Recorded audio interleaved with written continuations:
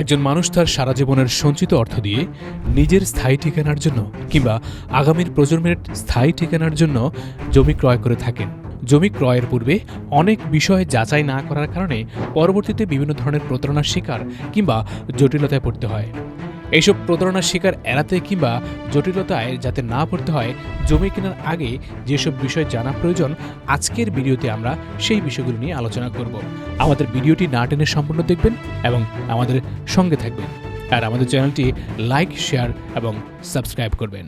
জমি কেনার আগে যা যা করণীয় কিংবা যেসব বিষয়ে জানা প্রয়োজন। সম্পত্তিতে বিক্রেতার সঠিক মালিকানা আছে কিনা ও উক্ত সম্পত্তি বিক্রয়ের বৈধ অধিকার তার আছে কিনা তা যাচাই করুন।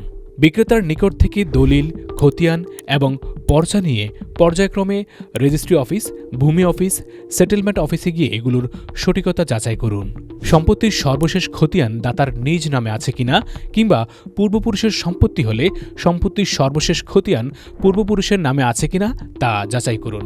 বিক্রেতার নিজ নামে বা পূর্ববর্তী নামে সর্বশেষ খতিয়ান প্রস্তুত করা না থাকলে কোনো স্থাবর সম্পত্তি বিক্রেতা বিক্রয় করতে পারবে না। যদি অন্য কোনোভাবে বিক্রয় হয় তবে তা অবৈধ হবে। বিক্রেতা উত্তরাধিকার সূত্রে সম্পত্তি পেয়ে থাকলে মৃত ব্যক্তির কতজন ওয়ারিশ আছেন তা ওয়ারিশ সনদ নিয়ে ও বিক্রেতার প্রতিবেশীকে জিজ্ঞাসা করে যাচাই করুন। ওয়ারিশ হিসেবে প্রাপ্ত সম্পত্তির বেশি বিক্রয় করছেন কিনা তা যাচাই করুন।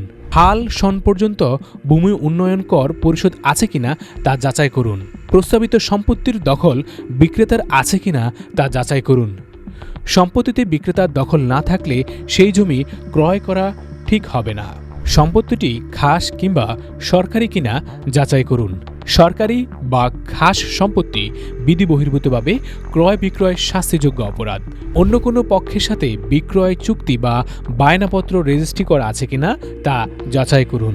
ব্যাংক বা কোনো আর্থিক প্রতিষ্ঠানের নিকট দায়বদ্ধ কিনা তা যাচাই করুন। নাবালকের সম্পত্তি হলে বৈধ অভিভাবক অথবা আদালত কর্তৃক নিযুক্ত অভিভাবকের বিক্রয়ের ক্ষমতা আছে কিনা তা যাচাই করুন। জমি বিক্রয়ের জন্য অ্যাটর্নি নিয়োগ করা আছে কিনা তা যাচাই করুন। অ্যাটর্নি নিয়োগ করা থাকলে অ্যাটর্নি ছাড়া মূল মালিকের সম্পাদন গ্রহণযোগ্য নয়। অবশ্যই বিধি মোতাবেক পাওয়ার অফ অ্যাটর্নি দলিল বাতিল করে মূল মালিকের সম্পাদনে দলিল রেজিস্ট্রি করা যাবে। দলিল লেখার জন্য একজন ভালো দলিল লেখকের সহযোগিতা নিন। রেজিস্ট্রি অফিসে রেজিস্ট্রির জন্য দলিল দাখিলের পূর্বে দলিলটি ভালোভাবে পড়ে নিন।